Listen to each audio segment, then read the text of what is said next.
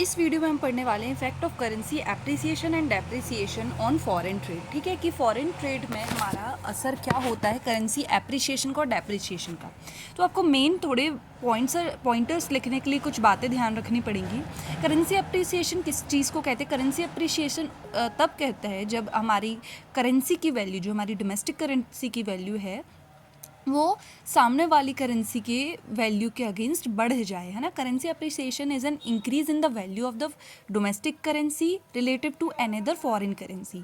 ठीक है, कौन से एक्सचेंज रेट सिस्टम में होएगा? ये फ्लोटिंग एक्सचेंज रेट सिस्टम में होएगा। जब ये फिक्स्ड एक्सचेंज रेट सिस्टम में होगा या फिर ये जब आरबीआई या गवर्नमेंट करेगी तो हम उस चीज़ को बोलते हैं, उस फिनोमिनन को बोलते हैं रिवैल्यूएशन। इफेक्ट दोनों के सेम रहेंगे और पूरा फिनोमिनन भी सेम रहेगा, बट आपको ये बात ध्यान रखना है जब market forces of demand and supply की वजह से करेंसी में की वैल्यू में चेंजेस आ रहे हैं तब हम फ्लोटिंग एक्सचेंज रेट में पढ़ते हैं और करेंसी एप्रिसिएशन बोलते हैं जब हमारी करेंसी जो है स्ट्रॉन्गर हो जाए। अब मान लो पहले एक यूएस डॉलर था हमारा 80 रुपीज़ का, है ना। अब एक यूएस डॉलर है आपका 75 रुपीज़ का। तो ये जो डोमेस्टिक करेंसी हमारी, जो इंडियन रुपीज़ है हमारी, वो एप्रिसिएटेड हो रही है। मतलब कि पहले हमें 80 रुपये देने पड़ते थे एक डॉलर के बदले, अब हमें सिर्फ 75 रुपीज़ में एक डॉलर मिल जाएगा। तो हमारी करेंसी क्या हो गई है? स्ट्रॉन्ग हो गई है, स्ट्रेंथन हो गई है। ठीक है, अब देखो रियल वर्सेस नॉमिनल एप्रिसिएशन। देखो रियल वर्सेस नॉमिनल कोई भी चीज़ होगी तो रियल वो चीज़ होगी जो इन्फ्लेशन से एडजस्टेड हो, नॉमिनल वो चीज़ होगी जो इन्फ्लेशन से एडजस्ट किए बिना आपने देखी हो। ठीक है, तो देखो रियल क्या होएगा? एडजस्टेड फॉर इन्फ्लेशन डिफरेंस, और nominal change in exchange rate only, है ना। मतलब एक्सचेंज रेट में जितना चेंज हुआ है सिर्फ वो, और रियल में, है ना। तो RER NER के जब हम कंसेप्ट पढ़ेंगे ना फॉरेन एक्सचेंज रेट में, तब आपको ये बहुत अच्छे से समझ में आ जाएगा। ठीक है, मान लो कि अच्छा रियल एक्सचेंज रेट कैसे निकालोगे आप? ये एक्सचेंज रेट है ना। तो is equals to nominal rate into foreign price upon में डोमेस्टिक प्राइस। फॉरेन में क्या इन्फ्लेशन चल रहा है, जनरल प्राइस लेवल है, और डोमेस्टिक प्राइस कितना चल रहा है। ठीक है, अगर इंडिया में इन्फ्लेशन बढ़ता है तो देखो then even if normal appreciation happens, real competitiveness में फॉल। मान लो कि हमारी जो करेंसी है, मान लो कि अभी 80 से 75 हो गई तो स्ट्रेंथन हो गई। लेकिन अगर आप देखो कि हमारा प्राइस लेवल अगर चल रहा था, आप मान लो 7.5, तो अब हो गया 10 मान लो। ठीक है, तो 7.5 था तो हम कितनी चीज़ ले सकते थे? 10 चीज़ ले सकते थे। लेकिन अब 10 हो गया तो हम कितनी चीज़ ले सकेंगे? 7.5 चीज़ें ले सकेंगे। तो इवन करेंसी अप्रिशिएशन हुआ है लेकिन हमारी कंपेटिटिवनेस क्या हो गई है? फॉल हो गई है। एक तो हमारी खुद की भी हुई है और दूसरी हमारे फॉरेन सेक्टर में भी होगी, क्योंकि अगर प्राइस लेवल बढ़ जाएगा, देखो प्राइस लेवल बढ़ेगा तो लोगों को भी अपने जो एक्सपोर्ट्स हैं वो महंगे करने पड़ेंगे, और महंगे करने पड़ेंगे तो कोई मतलब का नहीं रहेगा। अभी हम अप्रिसिएशन का इफेक्ट देखेंगे ना, तब आपको और समझ में आ जाएगा मैं क्या कह रही हूँ। ठीक है, एप्रिसिएशन के कॉजेज़ देखते हैं अब हम। तो एप्रिसिएशन कब होएगा? देखो सिंपल सी बात है, जब हमारे सप्लाई ऑफ फॉरेन करेंसी बढ़ जाए, हमारे पास ज़्यादा रिजर्व्स आ जाएं फॉरेन करेंसी के, और हमारी जो डिमांड है फॉरेन करेंसी की वो कम हो जाए। या तो आप ये कह सकते हैं कि हमारी जो डिमांड है डोमेस्टिक करेंसी की वो फॉरेन मार्केट में बढ़ जाए, और हमारी तरीके से मतलब कहना चाहिए डिमांड जो है फॉरेन करेंसी की वो कम हो जाए। कोई से भी मैनर में समझ सकते हैं, बस ये कंसेप्चुअल है, थोड़ा आपको थोड़ा सा लर्न करना पड़ेगा, फिर याद हो जाएगा आपको। फिर तो पहला कॉज है हमारा इंक्रीज इन एक्सपोर्ट्स। हमने एक्सपोर्ट्स बढ़ा दिए तो फॉरेन मार्केट में हमारी इंडियन करेंसी की डिमांड क्या हो जाएगी? बढ़ जाएगी, जिससे उन लोग यूएस डॉलर लाएंगे तो सप्लाई यूएस डॉलर की, देखो फॉरेन करेंसी की बढ़ रही सप्लाई, तो इससे क्या हो जाएगा? रूपी हमारा अप्रिशिएट हो जाएगा। जिस चीज़ की सप्लाई ज़्यादा रहती है उसकी प्राइस गिर जाती है, हमने पढ़ा है ये, है ना। तो यूएस डॉलर की प्राइस गिर गई मतलब करेंसी क्या हो गई? बढ़ गई, यही तो है ना। डिक्रीज इन इम्पोर्ट्स हमने डिक्रीज़ किए तो डिमांड हमारी फॉरेन करेंसी की कम हो गई। ठीक है, ये भी एक सोर्स है। फिर तीसरा रेमिटेंसेस, हमारे यहाँ रेमिटेंसेस बढ़ गए, मतलब इनफ्लो बढ़ गया हमारे यहाँ यूएस डॉलर का, तो इससे भी क्या हो गया? सप्लाई बढ़ गई यूएस डॉलर की, तो हमारी करेंसी अप्रिशिएट हो गई। Fourth, high FDI and FII, investment बढ़ गया। इन्वेस्टमेंट वाले भी क्या लाएंगे? डॉलर लाएंगे। देखो सप्लाई ऑफ डॉलर को बढ़ाना है, फिर आपको कैसी भी चीज़ से बढ़ा रहे हो आप। ठीक है, तो इससे भी हमारा इनफ्लो होएगा, ह्यूज इनफ्लो होएगा यूएस डॉलर का, और हमारे करेंसी अप्रिशिएट हो जाएगी। फिर high interest rate in India, India में अगर इंटरेस्ट रेट हाई होगा तो उससे इन्वेस्टमेंट ज़्यादा आएगा, इन्वेस्टर्स क्योंकि अट्रैक्ट हो जाएंगे और कैपिटल फ्लो बढ़ेगा, मतलब यूएस डॉलर की सप्लाई बढ़ेगी। गवर्नमेंट ने या फिर सेंट्रल बैंक ने भी इंटरवेंशन डाल दिया, तो जैसे कि सेंट्रल बैंक ने सेल कर दिया अपने यूएस डॉलर को, मार्केट में, या फिर सप्लाई उस यूएस डॉलर की बढ़ा दी, तो इससे भी क्या होएगा, ऐसे ना गवर्नमेंट मैनेज फ्लोटिंग करती है। मतलब कि मान लो अगर आपका पैसा जो आपका रुपया जो है बहुत ही गिर रहा है, तो सरकार क्या करेगी, यूएस डॉलर की सप्लाई बढ़ा देगी, जिससे हमारा करेंसी अप्रिशिएट हो जाएगा। ठीक है, अप्रिशिएट नहीं तो मैनेज हो जाएगा। ठीक है, फिर इंटरेस्ट रेट पैरिटी, ये वही है, अगर डोमेस्टिक सेंट्रल बैंक्स क्या कर दें, रेस कर दे आईआर इंटरेस्ट रेट, है ना, तो डोमेस्टिक बॉन्ड्स या फिर सिक्योरिटीज जाती हैं more attractive in eyes of global investors, जिससे वो क्या करेंगे, वो बाय करेंगे ये बॉन्ड्स को, और इसके लिए वो क्या लाएंगे, लोकल करेंसी खरीदेंगे और यूएस डॉलर की सप्लाई बढ़ाएंगे, जिससे हमारे जो है करेंसी अप्रिशिएट हो जाएगी। फिर ना 8th point, currency current account surplus. देखो करंट अकाउंट सरप्लस मतलब एक्सपोर्ट्स हमने ज़्यादा किया, इम्पोर्ट्स एक्सपोर्ट्स हमने ज़्यादा किया, मतलब इनफ्लो ज़्यादा आया। इनफ्लो ज़्यादा आया तो मतलब कि क्या हुआ, हमारा सप्लाई बढ़ गई डॉलर की, तो करेंसी अप्रिशिएट हो गई। फिर इन्फ्लेशन डिफरेंशियल, मान लो दूसरी कंट्री में अमेरिका में बहुत ज़्यादा इन्फ्लेशन है और हमारे यहाँ कम इन्फ्लेशन है, तो इससे क्या होएगा, परचेजिंग पावर जो है मेंटेन रह पाएगी हमारे यहाँ, और इससे क्या होएगा, जो हमारा हाई इन्फ्लेशन पीयर पार्टनर है उससे हमारे यहाँ डॉलर ज़्यादा है। तो ये टॉपिक ज़्यादा बड़ा है नहीं, तो आपको अगर कॉलेज एग्जाम में लिख रहे हो तो आपको खींचना तानना पड़ेगा ही इसको, तो इसलिए मैं ज़्यादा पॉइंट बता रही हूँ आपको जिसमें आप इंक्लूड कर सके। तो आपने पहले अप्रिसिएशन बता दिया, आपने इंट्रोडक्शन में बता दिया floating exchange rate, fix exchange rate, ये सारे रिजीम्स होते हैं। फिर आपने कॉजेज बता दिए, फिर आपने ये ग्राफ बना लेना है और जिसमें एक्सप्लेन करना है आपको कि कैसे होता है। देखो ये है करेंसी डिमांड और सप्लाई कर्व, ठीक है, ये क्वांटिटी है यूएस डॉलर की, ठीक है, और ये है एक्सचेंज रेट, है ना। तो देखो डिमांड क्या है, एक्सचेंज रेट जब ज़्यादा रहता है ना, मतलब 90 है मान लो, तो आप डिमांड कम करोगे। एक्सचेंज रेट जब 80 है तो आप डिमांड ज़्यादा करोगे यूएस डॉलर की। तो डिमांड और एक्सचेंज रेट का क्या है, नेगेटिव रिलेशनशिप है, इन्वर्स रिलेशनशिप है, तो डाउनवर्ड स्लोपिंग है डिमांड कर्व, और सप्लाई कर्व इन्वर्स पॉजिटिवली मतलब अपवर्ड स्लोपिंग है, क्योंकि पॉजिटिव रिलेशन है ना, कि अगर 100 रुपये का एक्सचेंज रेट तो मैं ज़्यादा सप्लाई करना चाहूँगी, है ना, 110 से तो मैं और ज़्यादा करना चाहूँगी। समझ में आ रही है आपको बात, ठीक है। तो जहाँ डिमांड और सप्लाई मिलते हैं वहाँ हमारा एक्सचेंज रेट डिटरमाइन हो जाता है फिक्स्ड मार्केट में, है ना, market forces of demand and supply में। अब मान लो कि यहाँ पे क्या हो रहा है, सप्लाई बढ़ रही है, सप्लाई बढ़ रही है मतलब सप्लाई कर्व किस साइड शिफ्ट हो जाएगी, राइट साइड शिफ्ट हो जाएगी। अब राइट साइड शिफ्ट हो गई तो देखो एक्सचेंज रेट गिर गया।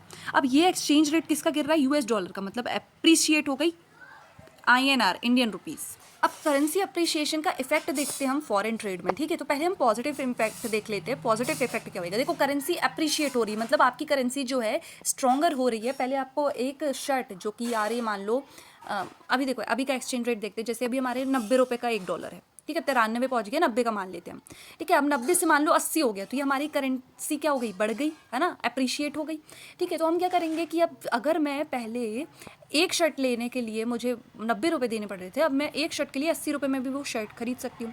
तो मेरे लिए क्या हो गया, इम्पोर्ट्स चीपर हो गए कि नहीं, तो मैं इम्पोर्ट्स बढ़ा दूंगी। तो appreciation works as a supply side subsidy, मतलब कि सप्लाई साइड की वो सब्सिडी की तरह वर्क कर रहा है। यूएस जो है वो सप्लाई कर रहा है, और लेकिन करेंसी अप्रिशिएट हो गई तो वो सप्लाई साइड की सब्सिडी, ये प्रीलिम्स में आ सकता है आपको, इसलिए ध्यान रखना, ठीक है। तो ये सप्लाई साइड की सब्सिडी की तरह वर्क कर रहा है और लोअर कर दे रहा है कॉस्ट को, है ना, of production for domestic firms. अब मान लो, अच्छा ये तो फर्म्स की बात है ना, हम लोग कंजम्पशन एक्सपेंडिचर के लिए भी जो हाउस होल्ड्स करते हैं उनके लिए भी तो सस्ता पड़ गया। तो फर्म्स हो चाहे हाउस होल्ड्स हो, सबके लिए इंपोर्ट सस्ते पड़ गए, तो सब लोग धड़ल्ले से अब इंपोर्ट करेंगे। समझ में आ रही है आपको बात। फर्म्स है तो उन लोग क्या मंगाएंगी, रॉ मटेरियल्स, एनर्जी वगैरह मंगवाएंगी। हाउस होल्ड्स है तो उन लोग अपने लिए लग्जूरियस प्रोडक्ट वगैरह मंगवाएंगे।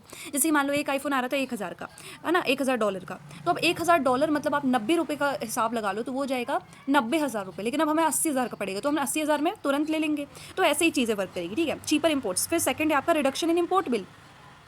अब इंपोर्ट बिल कैसे कम होएगा, हमारे जो इंपोर्ट हम करते हैं, देखो ऑटोनोमस इंपोर्ट भी होता है हमारा, ठीक है। जो ऑटोनोमस इंपोर्ट है वो हमारे लिए बहुत ज़रूरी है, और वो तब भी रहता है जब हमारे को पास कुछ पैसा ही नहीं रहता, मतलब वो करना ही पड़ता है एक कंट्री को, ठीक है। तो इससे क्या होएगा, इंपोर्ट बिल कम हो जाएगा। मतलब कि पहले अगर आपकी कोई चीज़ $90,000 की आ रही थी, मतलब 90,000 रुपीज़ की आ रही थी, अब वो 80,000 रुपीज़ की आएगी, तो ये इंपोर्ट बिल क्या हो गया, रिड्यूस हो गया हमारा, ठीक है। क्योंकि हम क्या क्रूड ऑयल जैसी चीज़, इलेक्ट्रॉनिक्स जैसे सेमीकंडक्टर्स वगैरह वगैरह चीज़ें, कैपिटल गुड्स वगैरह मंगवाते ही रहते हैं। तो इससे क्या होगा, इंपोर्ट बिल रिडक्शन से क्या होगा, हमारा जो ट्रेड डेफिसिट है वो कम होएगा। ट्रेड डेफिसिट मतलब एक्सपोर्ट्स माइनस इंपोर्ट्स। एक्सपोर्ट्स तो हमारे यहाँ होते नहीं है, मतलब कम होते हैं, इंपोर्ट्स हम ज़्यादा कराते हैं। लेकिन अब देखो 90,000 से 80,000 हो गया, तो रिडक्शन हो गया ना, ट्रेड डेफिसिट में, ठीक है। फिर लोअर इन्फ्लेशन, जो कॉस्ट पुश इन्फ्लेशन होता है, कॉस्ट पुश इन्फ्लेशन मतलब क्या होता है, देखो जब 1 रुपया मतलब $1 हमारे 90 रुपये का है मान लो, अब $1 100 रुपये का हो, अब ये जो 100 रुपये की हो गया है $1, है ना, तो ये जो हमारे यहाँ के जो डोमेस्टिक प्रोड्यूसर्स हैं वो क्या करेंगे, वो ये इस कॉस्ट को तो बेयर नहीं करेंगे, तो वो कॉस्ट का बर्डन किस में डालेंगे, जो कंज्यूमर है उसमें डालेंगे। तो अल्टीमेटली वो क्या करेंगे कि अपने प्रोडक्ट का जो प्राइस है वो बढ़ा देंगे, है ना, क्योंकि कॉस्ट ऑफ प्रोडक्शन उनका बढ़ गया है, देखो ये एप्रिशिएशन की वजह से। अब कॉस्ट ऑफ प्रोडक्शन बढ़ गया तो वो प्राइस बढ़ा देंगे, और प्राइस बढ़ने का मतलब कि क्या है, इन्फ्लेशन बढ़ेगा, इन्फ्लेशन होएगा।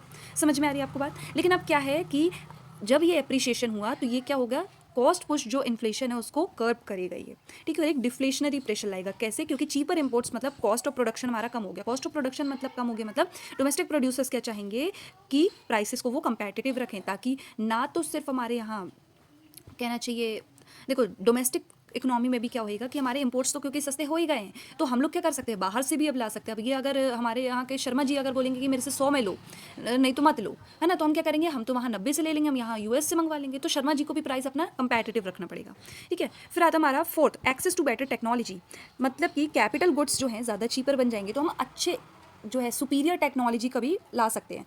Firms can import advanced machinery, क्योंकि हमारे अब रिलेटिवली इंपोर्ट्स क्या है, चीपर हो गए हैं इसलिए, ठीक है। फिर improves productivity in long run, क्योंकि हमारे अब मशीनरी हमने अच्छी से मंगवाई तो प्रोडक्टिविटी हमारी लॉन्ग रन में बढ़ेगी। फिर decrease in foreign debt service, foreign debt service में डिक्रीज होगा। कैसे, ये बहुत इंपॉर्टेंट है और ये बहुत ही ज़्यादा मतलब क्रूशियल पॉइंट है। देखो क्या होता है, जो हम लोन लेते हैं ना, लोन में हमें उसमें सर्विसिंग भी मतलब सर्विसिंग मतलब आपको कहना चाहिए ब्याज देना पड़ता है, ठीक है। अब मान लो कि 1,000 का आपका ब्याज है, ठीक है। अब 1,000 में अगर आपने पहले आपने क्या किया था, पहले डॉलर का प्राइस कितना चल रहा था, 90 रुपये, अब हो गया 80 रुपये।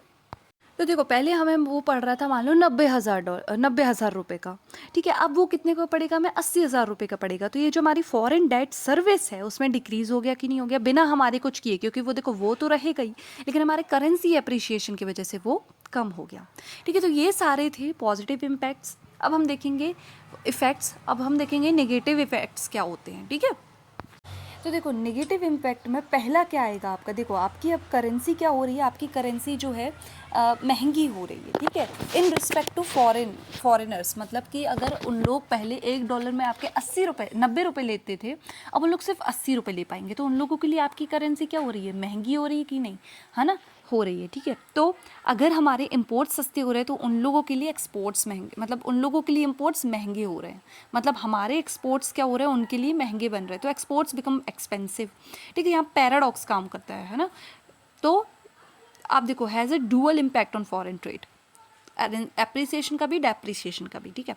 तो एक्सपोर्ट्स हमारे महंगे हो गए, तो इससे क्या होएगा, देखो जो डोमेस्टिक करेंसी है वो स्ट्रेंथन हो गई हमारी, ठीक है, मतलब स्ट्रॉन्गर हो गई है, ठीक है। तो ये ज़्यादा एक्सपेंसिव हो गई है फॉरेनर बायर्स के लिए, है ना। पहले अगर उन लोगों को $1 में 90 रुपये की चीज़ आ जाती थी, अब उन लोगों को ज़्यादा डॉलर देने पड़ेंगे, 1 पॉइंट समथिंग सेंट्स देने पड़ेंगे, लेकिन देने तो पड़ेंगे अगर 90 रुपये की चीज़ लेनी है अब, क्योंकि अब $1 80 रुपये के बराबर हो गया। तो उन लोगों को they will need more dollar to exchange 1 unit of currency. समझ में आई बात। तो दैट इज़ वाई हमका कहना चाहिए हमें कहना चाहिए कि इंडियन मैन्युफैक्चरर्स जो हैं उन लोगों को घाटे का सौदा होएगा ये, ठीक है। तो इसलिए क्यों क्या होएगा, क्योंकि डिमांड फॉरेनर्स की डिमांड क्या हो जाएगी, कम हो जाएगी, उन लोगों को सामान महंगा पड़ने लगेगा। फिर second, fall in export competitiveness, इस वजह से डिमांड कम हो रही है क्योंकि एक्सपोर्ट्स महंगे हो रहे हैं। दूसरा, एक्सपोर्ट कंपेटिटिवनेस हमारी क्या हो रही है, कम हो रही है। कैसे, जैसे हमारे कॉम्पिटिटर्स हैं, मान लो कि हमारी countries like Vietnam, Bangladesh, China, तो इंटरनेशनल मार्केट में हमारे जो इंडियन गुड्स हैं वो महंगे हो जाएंगे, है ना, एक्सपोर्ट्स महंगी वजह से। तो ये जो प्राइस एडवांटेज हम लेते हैं, ये जो हम कंपेटिटिवनेस का फ़ायदा उठाते हैं, वो हमारी गिर जाएगी, है ना। पहले अगर उन लोगों को कोई चीज़ $1 में पड़ती थी, अब $1 कुछ सेंट्स में पड़ेगी, तो उन लोग सोचेंगे कि यार ये महंगी हो गई है, तो हम दूसरे प्रोडक्ट्स में भी शिफ्ट कर सकते हैं उन लोग, ठीक है। फिर आपका तीसरा है, ट्रेड डेफिसिट बढ़ जाएगा, आपका वर्स हो जाएगा, मतलब कि, और ऐसा होएगा ही। देखो आपके इम्पोर्ट्स बढ़ रहे हैं, आपके एक्सपोर्ट्स कम हो रहे हैं, तो क्या होएगा, नेट एक्सपोर्ट्स आपके क्या हो जाएंगे, निगेटिव में चले जाएंगे। इससे आपका ट्रेड डेफिसिट क्या हो जाएगा, बढ़ जाएगा। तो ये बहुत ही वर्स्ट सिचुएशन चली जाएगी। फिर फोर्थ है आपका इम्पैक्ट ऑन रेमिटेंसेस अर्नर्स। इन लोगों के लिए गंदी बात हो जाएगी, ठीक है। पहले इन लोग मान लो $1,000 भेजते थे, $1,000 भेजते थे तो वो हो जाता था 90,000 रुपये। अब उन लोग 1,000 बेचेंगे तो यहाँ पे हो जाएगा 80,000 रुपये। तो क्या होएगा, उन लोगों की जो रेवेन्यू इन डॉलर अगर उन लोग कन्वर्ट कर रहे हैं तो वो फ्यूअर रुपीज़ में आ रही है। समझ में आ रही है अब आपको बात। ऐसी रेमिटेंसेस अर्नर है, ऐसी हमारी जो हम एक्सपोर्ट ऑफ सर्विसेज करते हैं। आप एक पॉइंट ये भी डाल सकते हैं कि एक्सपोर्ट ऑफ सर्विसेज में भी गंदा असर पड़ेगा, क्योंकि अगर वही चीज़ है जैसे रेमिटेंसेस अर्नर में है वैसी वही। ओवरऑल अगर हम एक नज़र में देखें तो एक्सपोर्ट वॉल्यूम हमारी कम हो जाएगी, इंपोर्ट वैल्यू हमारी बढ़ जाएगी। एक्सपोर्ट क्यों कम हो रहा है, क्योंकि हमारी कंपेटिटिवनेस जो है ग्लोबल मार्केट में कम हो रही है। इंपोर्ट क्यों बढ़ रहा है, क्योंकि हमारे कंज्यूमर प्रेफरेंस जो है टूवर्ड्स फॉरेन गुड्स बढ़ रहा है, क्योंकि उनके वो चीपर हो गए रिलेटिवली। फिर ट्रेड डेफिसिट हमारा वर्स हो जाएगा, डेफिसिट हो जाएगा, क्योंकि exports will be lesser than imports. फिर फॉरेन डेट हमारा डिक्रीज हो जाएगा। फॉरेन डेट सर्विस मैंने जो आपको बताई है ईजियर डेट सर्विस हो जाएगी। इन्फ्लेशन हमारा कम होएगा। देखो इन्फ्लेशन बहुत इंपॉर्टेंट है कम होना, क्योंकि कॉस्ट पुश आपका इन्फ्लेशन जो है कर्व कर पा रहा है अप्रिसिएशन। फिर net effect on foreign trade के पड़ जाएगा, निगेटिव पड़ जाएगा। समझ में आ रही है आपको बात। अच्छा, 3-4 चीज़ों से होएगा। देखो आपका इलास्टिसिटी ऑफ डिमांड। मान लो कि जो एक्सपोर्ट की डिमांड है अगर वो इलास्टिक है, मतलब अब ध्यान देना मैं क्या कह रही हूँ, प्राइस के साथ जो है गुड्स की जो डिमांड है वो बदल रही है। मतलब कि अगर प्राइस कम है तो डिमांड भी कम, डिमांड ज़्यादा है। अगर प्राइस ज़्यादा है तो डिमांड कम है, तो ये होती है इलास्टिक डिमांड, ठीक है। तो अगर डिमांड इलास्टिक है तो बहुत बड़ा मेजर फ़र्क देखने को मिलेगा आपको, ठीक है। और वहीं अगर डिमांड इन इलास्टिक है, मतलब कि वो तो डिमांड होएगी चाहे प्राइस जितना ही बढ़ जाए जितना ही कम हो जाए, तो उसमें आपको ज़्यादा बड़ा इम्पैक्ट देखने को नहीं मिलेगा। फिर इकोनॉमी का स्ट्रक्चर आप देख सकते हैं। देखो इकोनॉमी का स्ट्रक्चर मतलब अगर आपकी एक्सपोर्ट ओरिएंटेड इकोनॉमी है या फिर एक्सपोर्ट ड्रिवन इकोनॉमी है लाइक चाइना, तो उसमें इसका मतलब गंदा असर पड़ेगा एप्रिसिएशन का, क्योंकि उन लोगों के एक्सपोर्ट्स कम हो जाएंगे। समझ में आ रही है बात आपको। और एक्सपोर्ट ड्रिवन है मतलब उनके मेन सोर्स क्या है, मेन सोर्स उनकी अर्निंग का क्या है, एक्सपोर्ट्स ही हैं, इसलिए। समझ में आई आपको बात। फिर आता है हमारा import dependent countries. Import dependent economy like India में मिक्स्ड इफेक्ट देखने को मिलेगा, क्योंकि यहाँ एक्सपोर्ट्स तो देखो बेटा कम ही हो रहे हैं हमारे, ठीक है। एक्सपोर्ट्स तो कम होंगे, ठीक है। फिर हमारा जे कर्व इफेक्ट है, डच डिसीज़ और मार्शल लर्नर इफेक्ट है। डच डिसीज़ इफ़ेक्ट का मतलब क्या होता है, देखो जब एक कंट्री जो है वो बूमिंग एक्सपोर्ट सेक्टर जो है वो अफेक्ट करता है उसके अदर सेक्टर्स सेम इकोनॉमी के। देखो कैसे होता है, मान लो एक इकोनॉमी है, एक कंट्री है, उसने नेचुरल गैस जो है, नेचुरल रिसोर्स जो है वो देख ली, ठीक है। तो उसका एक्सपोर्ट जो है इंक्रीज़ हो गया। अब एक्सपोर्ट इंक्रीज़ हुआ तो क्या हुआ, फॉरेन करेंसी का इन्फ्लो हुआ, मतलब उसकी करेंसी क्या हो गई, अप्रिशिएट हो गई, डोमेस्टिक करेंसी। अब डोमेस्टिक करेंसी देखो अप्रिशिएट हो गई तो जो अदर एक्सपोर्ट्स हैं वो एक्सपेंसिव हो जाएंगे इंटरनेशनली। समझ में आ रही है आपको बात। चलो आपने मान लिया, मेन बात आपने मान ली कि नेचुरल रिसोर्सेज आपके हैं जो कि जिनकी डिमांड जो है इन इलास्टिक है, लेकिन जो आपके अदर सेक्टर्स है आपकी कंट्री में जिसकी डिमांड इलास्टिक है, उन लोग क्या करेंगे, जैसे मैन्युफैक्चरिंग और एग्रीकल्चर सेक्टर, वो डिक्लाइन हो जाएंगे। तो मतलब कंट्री के ही एक सेक्टर में बूम आ रहा है और दूसरे सेक्टर में कमी हो रही है, एक्सपोर्ट्स की कमी हो रही है। और क्यों हो रहा है, क्योंकि एक सेक्टर के बूम की वजह से अप्रिशिएट हो गई कंट्री, है ना, और दूसरे सेक्टर्स उसके कारण सफ़र कर रहे हैं। अच्छा, बाकी के जो है मार्शल लर्नर और जे कर्व इफेक्ट वो डेप्रिसिएशन में हम पढ़ लेंगे और उसमें क्योंकि ज़्यादा अच्छे से समझ में आएगा।